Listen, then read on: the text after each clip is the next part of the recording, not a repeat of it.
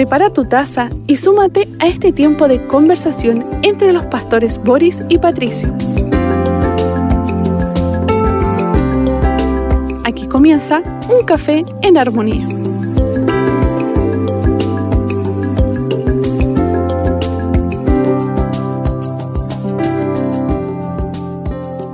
Les saludamos en el amor del Señor. Bienvenidos a compartir Un Café en Armonía, un tiempo para escudriñar la palabra, para reflexionar, para meditar en ella. Invitamos también que esté atento a la palabra, si es que así puede hacerlo, con su Biblia abierta o con su corazón abierto para compartirlo. Estamos junto al pastor Patricio Curinao. Dios, pastor, Dios te bendice.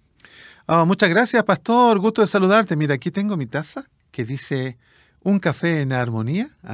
Acaba de llegar este rico café para acompañar a todos nuestros hermanos en este tiempo de compartir el libro de los Salmos. Y hoy día, ya terminando el capítulo 55, que ha sido de tanta instrucción y ayuda para nuestras luchas personales. Así es, así que gracias al Señor para poder compartir esta palabra de Dios que nos ha acompañado en varios episodios, un tema no solamente interesante, sino que un tema real que le afectó a David de forma personal, pero que también nos puede ocurrir a nosotros, sea que estemos en alguna de las dos situaciones.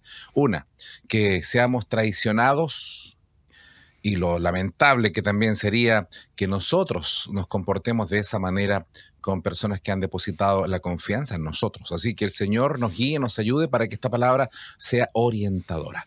Salmo 55 del verso, hoy día nos corresponde del 16 al final, al 23. Pastor, si le puedes dar lectura. Claro que sí, lo hacemos en el nombre de nuestro Señor Jesucristo. Dice, en cuanto a mí, a Dios clamaré, y el Señor me salvará. Tarde y mañana y a mediodía oraré y clamaré, y Él oirá mi voz. Él redimirá en paz mi alma de la guerra contra mí, aunque contra mí haya muchos. Dios oirá y los humillará luego. Él, que reina desde siempre, por cuanto ellos no se enmiendan ni temen al Señor. Extendió el inicuo sus manos contra los que estaban en paz con Él. Violó su pacto. Los dichos de su boca son más blandos que la mantequilla, pero hay guerra en su corazón. Suaviza sus palabras más que el aceite, pero son espadas desenvainadas. Echa sobre Jehová tu carga, y Él te sustentará. No dejará para siempre caído al justo. Mas tú, oh Dios, harás descender a aquellos al pozo de perdición. Los hombres sanguinarios y engañadores no llegarán a la mitad de sus días, pero yo en ti confiaré. Termina precioso, ¿no? Cómo comienza y cómo termina. Comienza el verso 1, escucha, oh Dios, mi oración, no te escondas de mi súplica, y termina en una expresión de absoluta confianza y descanso en el Señor. Qué lindo es poder caminar por estos salmos que tan bien nos hacen al espíritu, al alma, a la mente, a la tranquilidad. Una de las cosas que son importantes es tener la paz mental, la paz espiritual. Vivimos en una sociedad que está enferma mentalmente.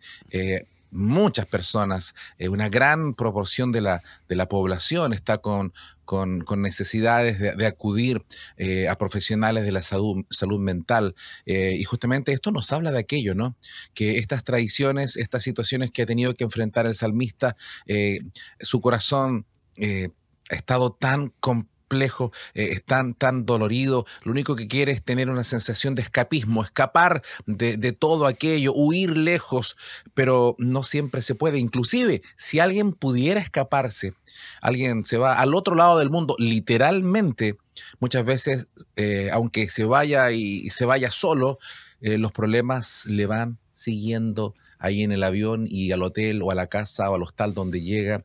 Si no ha resuelto el tema de descansar en el Señor, no importa dónde se encuentre, los problemas también lo pueden acompañar. Sin duda que la experiencia que está viviendo aquí David es una experiencia de la cual no puede deshacerse, de buenas a primeras. Es una situación en la cual él está en medio, como dice otro salmo más adelante, en medio de la angustia, en medio de una persecución bárbara, ideada y maquinada por personas que pertenecían a su propia familia y también íntimos de su propia corte. Eso ha sido lo que hemos estado compartiendo en los dos capítulos anteriores, y cómo hoy, a raíz del versículo 16 en adelante, vemos cómo se manifiesta la fe de David en esta circunstancia, porque tenemos que decirlo, de que aquí hay hechos concretos que nos muestran, como es un salmo masquil, ¿cierto?, de instrucción, cómo nosotros también debemos actuar en situaciones donde sentimos que hay persecución, que hay adversidad y que esa adversidad o persecución tiene rostro, tiene nombre. ¿De qué manera nosotros debemos actuar frente a esas realidades?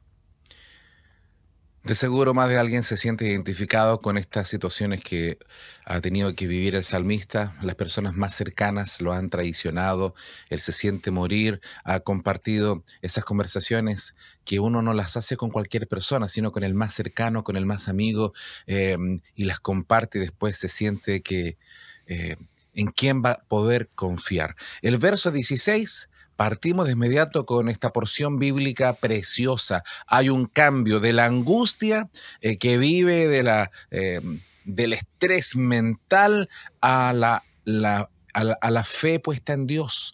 Encontrar descanso en el Señor cuando dice en el verso 16, en cuanto a mí, a Dios clamaré y Jehová me salvará. Pero clamaré a Dios y el Señor me rescatará. Esto habla entonces de un cambio no solo de actitud, sino de decisiones. Es verdad, uno cuando pasa por situaciones dolorosas, comentarios, gente que se levanta contra nosotros, no podemos ir a explicarle una por una a dónde llegó esa palabra, pero lo que sí podemos es tomar una actitud de absoluta confianza en el Señor. Sí, efectivamente, qué bueno que lo menciones, mira, pastor, una actitud de confianza en el Señor. Aquí hay un hecho concreto de cómo alguien que está viviendo en situaciones de adversidades que tienen que ver con persecución o conspiración, adversidad de parte de otros, un hecho concreto que da un giro en todo lo que está viviendo David en cuanto a angustia, en cuanto a soledad. Es el hecho de que él manifiesta su confianza de una manera concreta, que es orando. O sea, no hay realmente algo que pueda demostrar que realmente confiamos en Dios, sino cuando nosotros comenzamos a orar. Porque aquí lo que hace en el verso 16 David es decirse como a sí mismo, a ver, ¿qué voy a hacer ahora? Porque escucho quizás muchas recetas, escucho muchas ideas de cómo salir de esto, muchos caminos quizás o soluciones a las cuales puedo echar mano. Pero él dice, en cuanto a mí, a Dios clamaré. Eso es una actitud resolutiva frente al problema. Porque este es un problema espiritual, hermanos. Porque este es un problema que, si bien tiene que ver con personas, con grupos de personas y con rostros, con nombres, con autoridades humanas, ¿por qué no decirlo también? Sin embargo, David, al decir, en cuanto a mí, a Dios clamaré y el Señor me salvará o me rescatará, está colocando el problema en perspectiva. Este es un asunto espiritual donde la mano de Dios tiene que intervenir. No se trata de cuánto poder yo tenga, no se trata de cuántos contactos yo tenga para poder salir de una situación como la que hemos mencionado, sino realmente de cómo yo practico mi fe. Y una forma concreta de practicar la fe y por tanto la verdadera espiritualidad en un asunto que requiere una mirada espiritual es orando y clamando, dice el texto. A Dios clamaré, porque la situación amerita que salga una voz fuerte, un aullido que provenga no solo de los labios, sino que provenga del corazón. Y el Señor dice, me salvará. O sea, aquí, en un solo versículo, vemos cómo se condensa la idea de salvación de parte de Dios a un hombre o a una mujer que está en este tipo de angustia, que tiene que ser resolutivo en cuanto a mí, qué es lo que yo voy a hacer. A Dios clamaré, que es la herramienta, ¿cierto?, o el conducto de la gracia llamada oración, y Él me salvará. O sea que Dios no va a ser indolente al dolor de David y tampoco va a ser indiferente a su oración. Aquí el salmista está diciendo, no sé cómo actuarías tú, pero en cuanto a mí, sí, yo voy a tomar una decisión personal.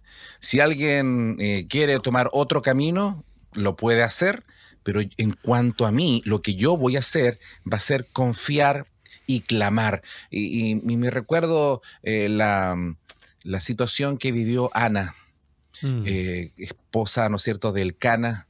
En ese tiempo eh, había llegado estas costumbres paganas a Israel y el Cana tenía 2 mujeres, cosa que el Señor nunca había ni mandado ni permitía. Sin embargo, las costumbres paganas empezaron a llegar a Israel. Y este hombre tenía 2 mujeres y una le hacía la vida imposible porque no podía tener hijos. Y la hostigaba a tal punto que ya la depresión, la angustia, todo lo que habla la escritura en Primera de Samuel, habla de un estrés y de un nivel de depresión. No quería comer, se sentía angustiada, todas en los síntomas de una fuerte depresión. Eh, y llega el momento en que ella hace justamente lo que dice aquí: en cuanto a mí clamaré, y va al templo y se mm. derrama. No fue una oración protocolar: Señor, me siento mal, ayúdame. No, se derramó. Ni siquiera se podían entender sus palabras. Elí, el sacerdote, bueno, había un problema espiritual también en los Mm. sacerdotes, es otro tema, pero no había discernimiento espiritual de parte del sacerdote y piensa que está ebria. Lo que estaba haciendo esta mujer era que estaba derramando su corazón. Esto habla de un clamor del corazón. ¿Podemos hacerlo en el templo? Podríamos hacerlo. Podemos ir al templo, al altar, quizás pedir al pastor o alguien que nos abra el templo, ir a derramarnos quizás solos ahí en el altar, o como dice también Jesús en el Evangelio, podemos cerrar la puerta de nuestra habitación y a puerta cerrada derramar nuestro corazón. El punto no es tanto dónde, sino la actitud sincera de poder derramar y decir: Señor, yo no puedo. Señor, estoy sobrepasado. Señor, es un clamor, es una necesidad urgente de ayuda y dice, y tengo la confianza que Él me va a rescatar, que mi Señor me salvará. Toda mi confianza está puesta en quien es digno, quien es nuestro Señor. Es lo que debemos hacer nosotros en estas circunstancias. Cuando ya el dolor nos supera, cuando la contradicción de pecadores, como la que sufrió nuestro Señor Jesucristo, ¿cierto?, nos supera a nosotros, los creyentes, es bueno tener actitudes resolutivas, ¿ah?, que nos permitan concentrarnos en Dios y en su poder para salvarnos, y haciendo uso de este recurso espiritual, de esta arma espiritual, como le llamaba Pablo cuando le escribía a los Corintios, ¿cierto? Las armas de nuestra milicia no son carnales, sino poderosas en Dios para la destrucción de fortaleza. Y un arma, obviamente, que el creyente y que todo creyente tiene es la oración, es el clamor, es la súplica, la rogativa, como Pablo le escribe también a Timoteo, ¿no? De esto se armó. Y esta fue un arma poderosa de David, ¿eh?, frente a todas las otras armas que querían su muerte. Vamos al doctor por alguna situación, ¿no es cierto?, que nos revisan y dice, bueno, justamente hay un medicamento que está hecho para que usted se recupere. Nos receta y dice, tiene que tomárselo a tal hora, cada 8 horas, cada 12 horas, qué sé yo, tómeselo con agua o tómeselo con leche, qué sé yo. Nos da la receta, la prescripción médica. Y nosotros nos compramos el remedio y nunca lo tomamos. Y después reclamamos, ¿y por qué?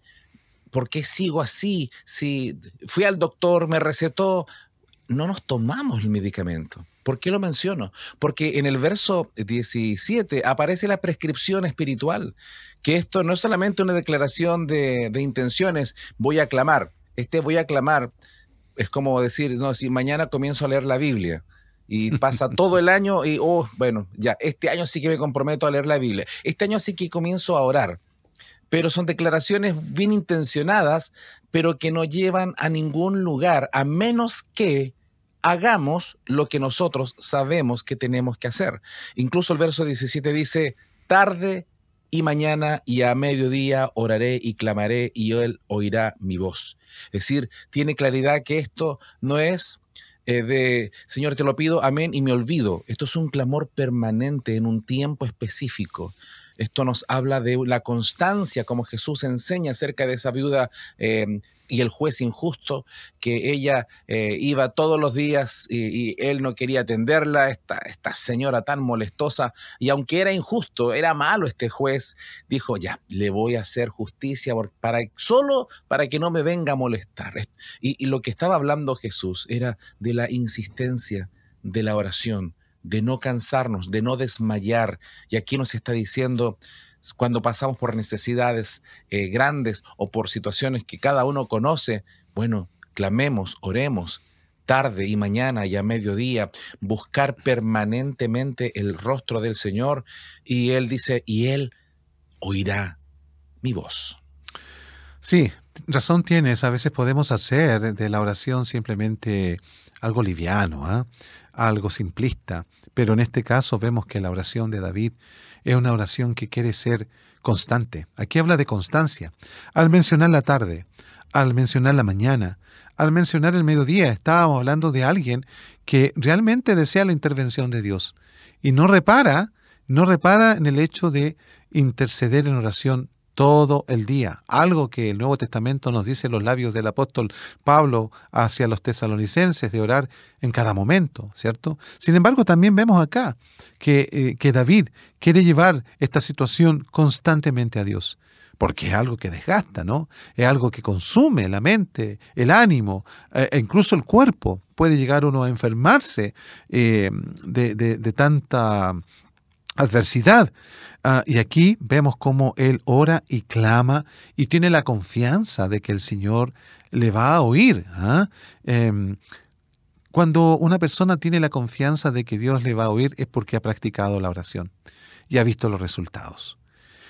Lo triste sería tratar de resolver estas situaciones por otras fórmulas, por otros caminos y finalmente resolverlo bajo el brazo humano, que vamos a ver si se resuelve o no y de qué manera, porque generalmente el hombre en cosas espirituales como esta no tiene la capacidad de resolverlas por sí misma, necesita tener la intervención del Señor y Él oirá mi voz. Confianza a través de la oración. Quienes no oran es porque no tienen confianza en que Dios puede hacer algo. Por lo tanto, tratan de resolverlo con sus propias fuerzas y a veces o muchas veces eso termina aún peor. Pensando en que el tiempo va a solucionar los problemas y muchas veces no es así. Solamente se agravan, se postergan. Es como no ir al dentista cuando la carie es pequeña y dejamos pasar los años, las décadas y al final se pierde la pieza. Pero se pudo haber corregido en su momento. Pero por la negligencia, al final hay que tomar decisiones más drásticas. Esto habla de la inacción, esto habla de no tomar en cuenta lo que el Señor nos está enseñando. Estas son cosas básicas que todo creyente sabe, pero que no todo creyente practica. La oración, esta oración que en toda la Escritura se nos enseña y aquí se nos está diciendo que frente a una situación muy grave, mañana, tarde y noche, clamo en medio de mi angustia y el Señor oye mi voz. Verso 18, y Él me rescata y me mantiene a salvo de la batalla que se libra contra mí, aunque muchos todavía se me oponen. Está hablando de que frente a tanto ataque, frente a tantas personas que van en contra de David, el refugio, el rescate es estar en el Señor, como lo plantea también el apóstol Pablo, en Cristo. Nuestra vida está escondida en Cristo. Qué hermoso es poder estar en Él y saber que Él nos rescata, nos mantiene a salvo, aun cuando se levanten muchos contra nosotros. Pero si Dios es por nosotros, ¿quién contra nosotros? Oh, me gusta este versículo sin duda. Él redimirá, dice esta versión, en paz mi alma. ¿Qué es lo que anhela en ese momento David, sino la paz? ¿Qué es lo que anhelamos nosotros en circunstancias angustiantes? Es la paz del Señor. Y esa está prometida, En el Nuevo Testamento vemos que Pablo le escribe también a los hermanos en una de sus cartas, y la paz del Señor gobernará vuestros corazones y vuestros pensamientos, dice. Pero antes dice que hay que llevar en oración todo. O sea, la oración es la que da lugar a que Dios actúe, redimiendo la vida de aquellos que están afligidos y colocándola en paz, aunque la guerra incluso continúe. Aunque la guerra siga desatada todavía, los creyentes no solo experimentamos la paz cuando ésta termina, cuando las guerras acaban. La paz es algo que el Señor puede instaurar en nuestro corazón desde el momento que nos confiamos a Él. ¿Ya? Jesús mismo lo dijo ahí en Juan capítulo 16, verso 33. Estas cosas o estas palabras os he hablado, dice, para que en mí tengan paz. En el mundo vamos a tener aflicción, dijo. O sea, en el mundo siempre van a haber situaciones que van a atentar contra esa paz. Pero Jesús dijo que sus palabras son las que dan paz. ¿Ya? Y la oración es un conducto para que Dios derrame paz en el corazón del creyente cuando éste está agitado. A veces no experimentamos totalmente paz, amados, no porque la paz no esté dispuesta de parte del Señor, sino porque no la buscamos en oración. No deseamos al Dios de paz, al príncipe de paz, como dice la Escritura, que es nuestro Señor. De la guerra contra mí, claro, una guerra personal que había contra David. Y cada creyente tiene sus propias luchas, así que en oración buscamos que el Dios de paz nos dé su paz. Dios oirá, la certeza del salmista. Dios oirá. Esto habla de una convicción profunda. Es lo que nosotros también creemos. Aun cuando la respuesta no llegue de inmediato, sí sabemos que Dios nos oye. En el lenguaje del Antiguo Testamento, en el lenguaje de la venganza permitida, en la antigüedad, Él también dice, y los quebrantará luego. Es decir, el Señor tomará las acciones que Él sabe hará contra ellos. El que permanece desde la antigüedad, es decir, el que gobierna desde siempre, es decir, nuestro Dios que conoce todas las cosas. Él conoce perfectamente no solamente la actitud de los enemigos, sino que también conoce nuestras propias contradicciones, porque no somos tan perfectos ni tan víctimas. Muchas veces situaciones del pasado van rebotando en el presente. Quizás personas nos conocían tiempo atrás y conocen ciertas debilidades nuestras, así que no somos tan blancas palomas. Aún así, qué bueno es poder descansar y decir, Señor, yo ahora confío en ti, quiero descansar. Señor, entrego mi causa a ti, el que permanece desde la antigüedad, el Dios eterno. Ahora, en cuanto a los enemigos, dice la versión NTV, pues mis enemigos se niegan a cambiar de rumbo, no tienen temor de Dios. Está hablando entonces de estas personas que no atienden razones, que lo hostigan y que no para ese hostigamiento, que no reciben una palabra. Ya, por favor, ¿qué le parece si hacemos las paces? ¿Qué le parece? No hay nada aquí. Lo único objetivo es hostigar, molestar y tratar de hundir. Pero estos enemigos no quieren cambiar. Una de las razones es que carecen de sabiduría. No hay temor delante de Dios. Oh, sí, aquí el salmista está describiendo cuál es la actitud, cuál es la condición de aquellos que están siendo opresores y que van en busca de David y de todos aquellos que hacen la voluntad del Señor. Dios, si oye las oraciones nuestras, Dios también oye la soberbia de aquellos que con sus palabras solo quieren humillar. Y se van a encontrar con el verdadero poder de Dios que puede humillar a aquellos que se enaltecen a sí mismos. Así dice la Escritura, ¿no? Que todo aquel que se enaltece será humillado. Dios no es indiferente a ese tipo de diálogo y actitud que hay en los hombres que persiguen a los hijos del Señor, a su pueblo, a su iglesia. Él va a actuar y va a humillar, y esa humillación va a ser terrible, sin duda, para aquellos que se enaltecieron a sí mismos. Por eso el consejo del apóstol Pedro es que nosotros que estamos en una condición de dolor, no nos coloquemos soberbios, sino que nos humillemos, porque está hablando del sufrimiento, Pedro, en el contexto de esa carta. Nos humillemos bajo la poderosa mano del Señor para que Él nos exalte cuando fuere tiempo. El creyente sabe que el camino de la exaltación tiene primero la postración, la humillación voluntaria, pero aquellos que no conocen al Señor se jactan de su poder, de su maldad, de sus maquinaciones en contra de los justos, pero hasta ¿Cuándo les dura eso? Hasta que el Señor interviene y es el mismo el que los humilla. El creyente no tiene la necesidad de humillar a sus enemigos. No tiene la autorización de parte de Dios de humillar a sus enemigos. Esta es una tarea del Señor. Mía es la venganza, escribe Pablo, ¿cierto? En los Romanos. Mía es la venganza. Yo pagaré, dice el Señor, recordando también un texto del Antiguo Testamento. ¿Por qué? Porque finalmente, y no finalmente, siempre el Señor es el que reina y reina desde siempre. O sea, Dios tiene el control de todo lo que está pasando con David y con todos los hombres en la tierra, por cuanto ellos no enmiendan. Como dijiste tú, ellos no reparan en sus hechos. Ellos no quieren cambiar. Ellos creen que tienen la razón. No temen a Dios. Y ese es el factor principal de por qué actúan como actúan. Porque no hay reverencia del Dios ante el Dios del cielo. Y eso será fuertemente castigado. Hay momentos en que nuestra defensa puede ser tan virulenta como el mismo ataque que estamos recibiendo, Claro. es decir, pagar mal por mal. Y la Escritura nos invita, nos conmina a que podamos vence con el bien el mal. Mientras te insultan, tú oras por ellos. Mientras te maldicen, tú los bendices. Ahora, ¿quién dijo que esto es fácil?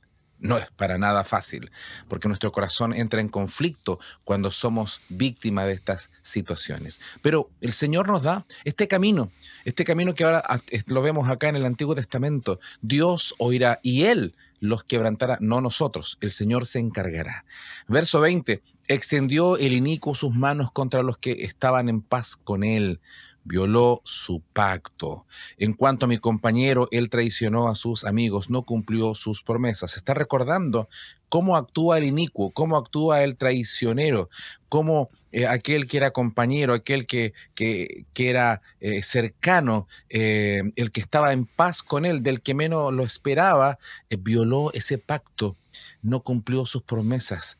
Cuando somos amigos, el que tiene amigos ha de mostrarse amigo, dice la Escritura. Es decir, no basta con decir, yo soy tu amigo, y después lo traiciono. Bueno, obviamente que no era amigo, sino que el que realmente se considera una persona cercana, de confianza, y está hablando acá de integridad. Seamos personas íntegras, honestas, que si alguien ha depositado la confianza en ti, por ejemplo, cuando alguien te revela alguna situación personal, no las puedes andar comentando con otras personas. Las confesiones ministeriales o pastorales en consejería quedan ahí. No pueden escapar de no pueden salir de esa habitación donde fue entregado en confesión alguna situación tan íntima y tan personal, producto de personas sin temor de Dios. Hay personas que no confían en pastores porque dicen, conocí a alguien que le deposité mi confianza y violó sus promesas de confidencialidad. O tuve un amigo, tuve un hermano en Cristo y están decepcionados. Esto nos habla no solamente de pensar en otros, esto es bueno que también nos hagamos un examen para poder pedir al Señor, Señor, yo quiero también ser una persona leal, confiable, una persona íntegra, que puedan confiar en mí como yo también espero confiar en otros. Oh, qué importante este principio de una actitud varonil en cada creyente, de no violar la confianza que otros han puesto en nosotros. El texto cuando dice que violó su pacto es muy profundo, porque está hablando, ¿cierto?, de un trato, de hermanos, de amigos, de compañeros en la fe. Y sin embargo, cuando aquella persona que traicionó a su hermano, a su hermana, a su amigo en la fe, comienza a divulgar las cosas que le fueron contadas. Qué terrible experiencia de quedar al desnudo por aquellos que tenían que haber cubierto, ¿no? Aquellos que tenían que, porque dice que el amor cubrirá multitud de pecados, un principio que debe estar presente cuando alguien viene a contarte algo de confianza, que necesita ser ayudado, animado, restaurado, si fuese el caso. Pero si después es divulgado porque traicionaste esa confianza, al Señor no le agrada eso. El Señor repudia esa actitud, que son propias de los hombres inicuos. Porque alguien que viola el pacto, alguien que extiende su mano en contra de aquel que estaba en paz con él, como dice, es realmente una ofensa, no solo para aquel que la sufre, sino para el Señor, ¿Ya? Jesús vivió esta experiencia de traición, ser vendido por uno de los suyos. Qué terrible situación. Las heridas de Cristo no solo fueron físicas, hermanos, fueron también emocionales, como las que está viviendo David como un tipo de Cristo, ¿no? Y esas heridas emocionales que no están precisamente al descubierto, pero que hacen que el corazón puede llegar a profundidades terribles, provocando depresión, provocando angustia, porque lo que era un secreto en el buen sentido de la palabra, alguien comenzó a divulgarlo. Que el Señor nos libre de aquellas cosas. La murmuración es un pecado que el Señor reprueba. Absolutamente, así es. Ahora, el verso 21 sigue hablando de la actitud y la conducta del traicionero, Ujú. de aquel que defrauda. Hoy día estamos todos los días alertas porque hay personas que llaman y no sabemos quiénes son. Y hay muchas personas que caen en estafas. En Chile se conoce como el cuento del tío, en otras naciones tienen otro nombre, pero son llamadas falsas. Gente que se hace pasar por alguien y defrauda, no importa quién sea, a un jubilado, a una persona pobre, a quien sea, trata de estafar porque busca engañar. Aquí habla también de la conducta del hipócrita. Decías del inicuo, bueno, también del hipócrita, de aquel que no tiene temor de Dios, como ya lo plantea el verso anterior. Dice que sus palabras son suaves como la mantequilla, son agradables, tienen el discurso, habla de corrido, habla bonito, nos convence con sus palabras. Sin embargo, dice, hay guerra en su corazón. Es decir, hay un conflicto interno, es decir, no se condice las palabras de la boca con lo que está en el interior del ser humano. Por eso qué bueno es poder tener nuestro corazón sano en la presencia del Señor. El que robaba, dice la Escritura, ya no robe más. Podríamos ampliarlo, ¿no? El que mentía ya no mienta más. El que estafaba, bueno, ya no estafe más. El Señor cambia el corazón de las personas.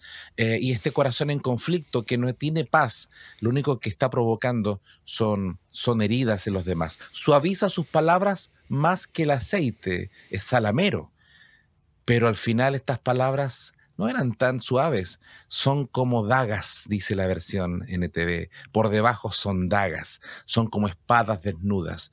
Esto habla del engañador. ¿Y quién más sino Satanás tiene también ese título, ese nombre de el engañador que engaña a los hermanos y los acusa delante de Dios?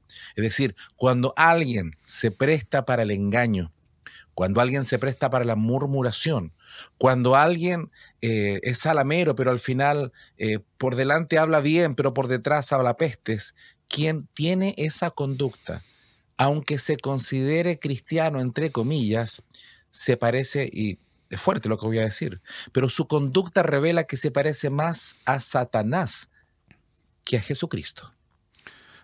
Y qué bueno que lo menciones, porque justamente Satanás es un padre de mentira.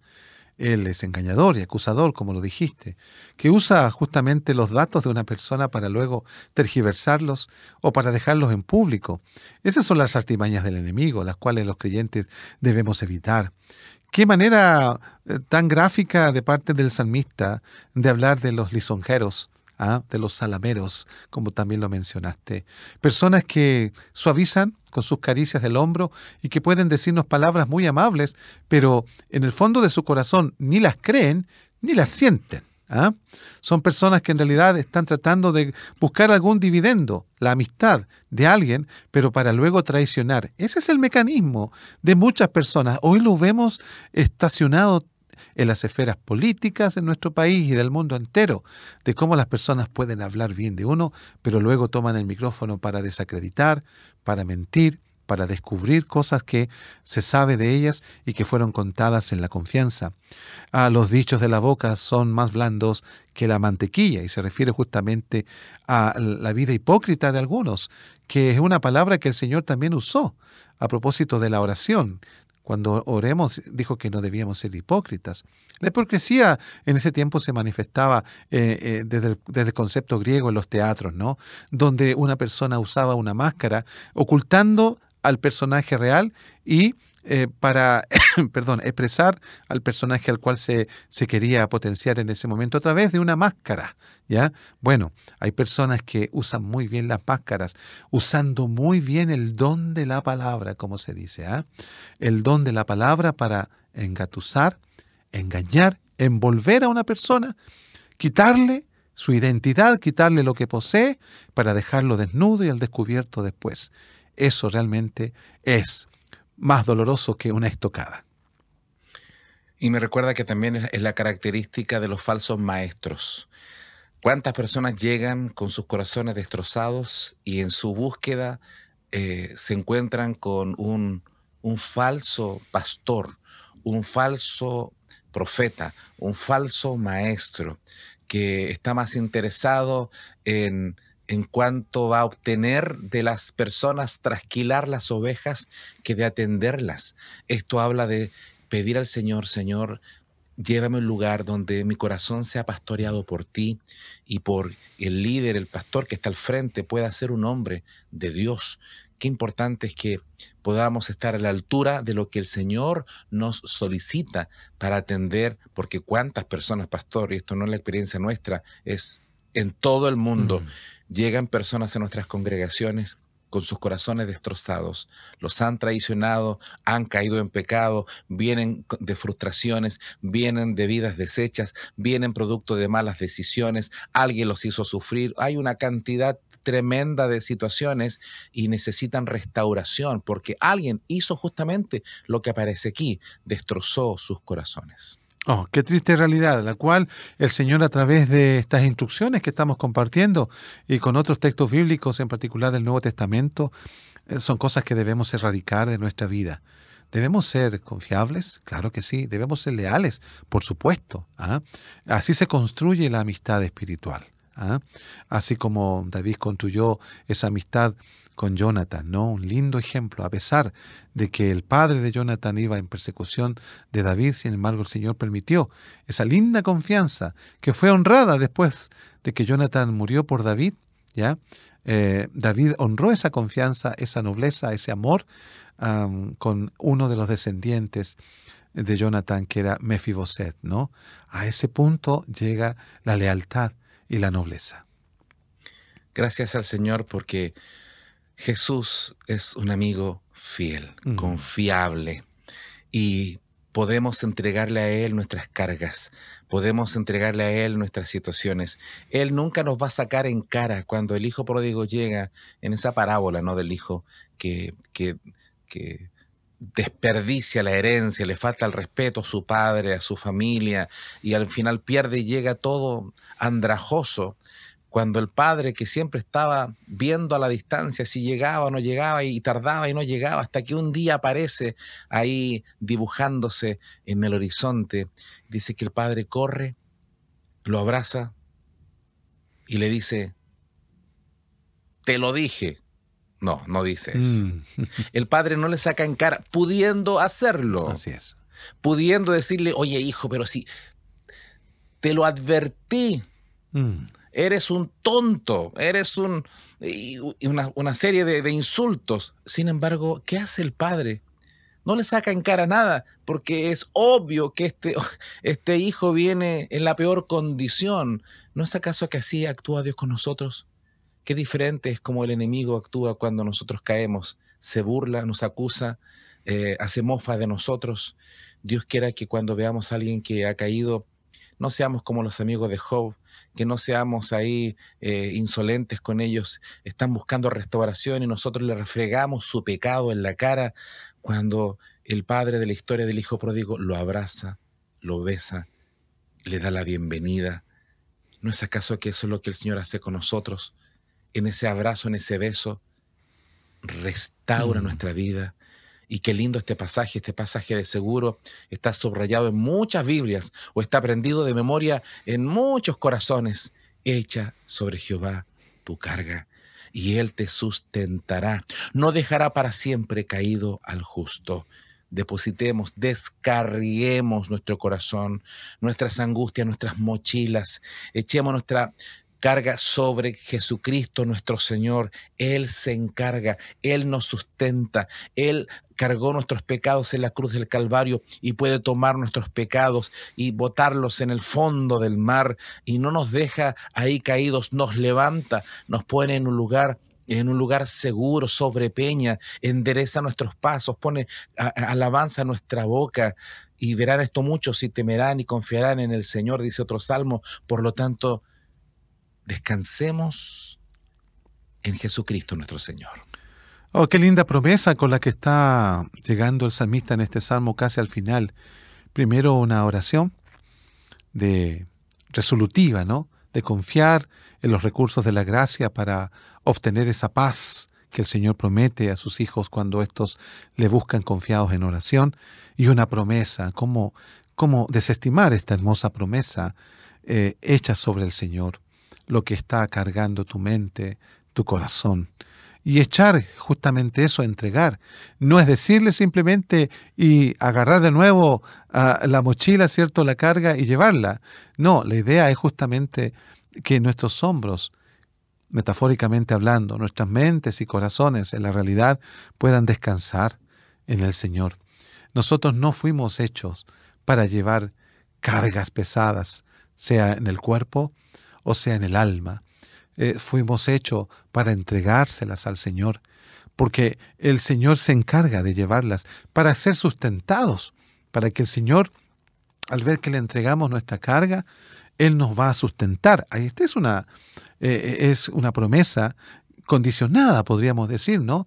No va a haber sustento de Dios a menos que le entreguemos la carga, a menos que realmente depositemos sobre Él lo que nos está afligiendo. Quizás eso tenga que ser en una oración, en 2 o en 3. Bueno, por eso oraba en la mañana, en la tarde y a mediodía, porque se estaba deshaciendo de todo lo que pudiera impedirle mirar a Dios, porque las cargas oprimen, las cargas hacen que nosotros lleguemos a dudar incluso de la soberanía del Señor y de su amor para con nosotros. Por eso es importante echar las cargas delante del Señor. No se trata de estoicismo, no se trate de cuánta fuerza tenga o de cuánta resiliencia, como dicen algunos, también yo pueda tener. No, el Señor acá, en esta promesa, nos está invitando a echar la carga y a la vez, ¿cierto?, confiarnos a Él para que Él nos sustente. ¿Por qué? Porque Él no dejará caído para siempre al justo. Sí, ¿hay un momento de abatimiento en el justo? Claro que sí. Muchas son las aflicciones del justo, dice el salmista también, pero de todas ellas, dice, me librará el Señor, porque Dios no va a dejar que sus justos estén cargando algo para siempre. No, el Señor trae alivio. Hoy día existen muchos libros de autoayuda. Uno va a las librerías y hay una gran sección de libros de autoayuda. Muchos de ellos basados en filosofías humanistas, obviamente, donde plantean que la solución está dentro de uno mismo. Y acá la Escritura dice algo completamente diferente. La solución a nuestras situaciones no está dentro de nosotros, sino está externa, en nuestro Dios, el Creador, quien nos diseñó, quien nos conoce. Por lo tanto, entrégale al Señor. Esto habla también de evangelismo. Esto habla de compartir esta noticia con aquellos que no conocen del Señor y que viven vidas absolutamente alejadas, vidas perdidas, vidas en angustia, vidas que están hoy día sufriendo. Esta palabra también es para decirle, hay esperanza, entrega tu vida a Jesús. ¿No es acaso que Él cargó en Él el pecado de toda la humanidad? Y acá dice, echa sobre Jehová tu carga, porque Cristo llevó nuestras cargas a la cruz del Calvario. El Señor las llevó. Por lo tanto, entreguémosle a quien puede realmente solucionar no una partecita de la vida, sino la vida completa. No nos dejará para siempre caídos, sino que nos levantará a los que son justos. ¿Quiénes son los justos ahora a la luz del Nuevo Testamento? Los justificados por la sangre de Cristo Jesús. El verso 23 va terminando diciendo, pero tú, oh Dios, mandarás a los perversos a la fosa de la destrucción. Los sanguinarios, engañadores, no llegarán a la mitad de sus días. Hablando acerca de que aquellos que han actuado sin temor de Dios, en su tiempo y a su manera, Dios les pedirá cuenta. Así es. Como vemos en muchos salmos, pastor, llamados auditores, aquí el Señor hace la diferencia entre los justos y los impíos. Los unos tendrán un trato especial del Señor, claro que sí. Los justos tienen un trato de parte de Dios en su misericordia y su bondad. Pero los que persisten en el pecado, los engañadores, los sanguinarios, ¿cierto?, no heredarán la vida eterna. Desde el Salmo 1 que se manifiesta este hecho, dando a entender que para el Señor aquí no hay términos medios. O eres justo, porque no dice bueno, sino que dice justo, lo que habla, ¿cierto?, de la intervención de la justicia de Dios a favor del pecador. En eso estamos nosotros, pero hace la diferencia de los prevaricadores, de los pecadores, ¿cierto?, que no entrarán, dice, en la congregación de los santos o de los justos. Por lo tanto, a aquellos que en esta hora están escuchando y no han recibido la justicia de nuestro Señor Jesucristo, el perdón de pecados, el nuevo nacimiento y la incorporación a su iglesia, al cuerpo de Cristo, están en una condición muy difícil. Imposible que ustedes mismos puedan agradar a Dios por sus propios méritos. Necesitan salir de ese estado. Necesitan salir de la ira que pende sobre ustedes. Y solamente Jesucristo el Señor puede hacerlo si ustedes ponen su confianza en Él. Y termina el verso diciendo, pero. Este pero es a diferencia de. Está diciendo, otros han tomado el camino de ser sanguinarios y engañadores. Pero en mi caso, pero yo en ti, Señor, confiaré. Pero yo en ti confiaré. Termina el Salmo con una confianza total y absoluta. Y esta confianza trae paz al corazón. Y es la invitación para todos nosotros, para cada uno de los que están hoy día pasando una tormenta en su vida, viviendo la persecución, viviendo ahí, han sido defraudados por alguien, han sido injustamente acusados, cualquier circunstancia que estés atravesando. La gran diferencia con los sanguinarios no es que seamos mejores en el sentido de bondad humana, porque todos somos pecadores frente al Señor, pero la gran diferencia es depositar nuestra confianza en Él. Y en Él, como ya se mencionó, encontramos que somos justificados, que somos redimidos, que somos comprados, que somos santificados, cuando depositamos nuestra vida y confianza solamente en el Señor. Amén. Qué linda manera de terminar este Salmo 55. Ante tanta adversidad, qué bueno es que podamos confesar, en ti, Señor, confía mi alma. Muchas gracias por la sintonía y le invitamos a que siga escudriñando esta palabra del Señor Salmo 55. Si el Señor lo permite, volveremos a compartir otra palabra del Señor, otro salmo, aquí en Un Café en Armonía. Bendiciones. Bendiciones del Señor.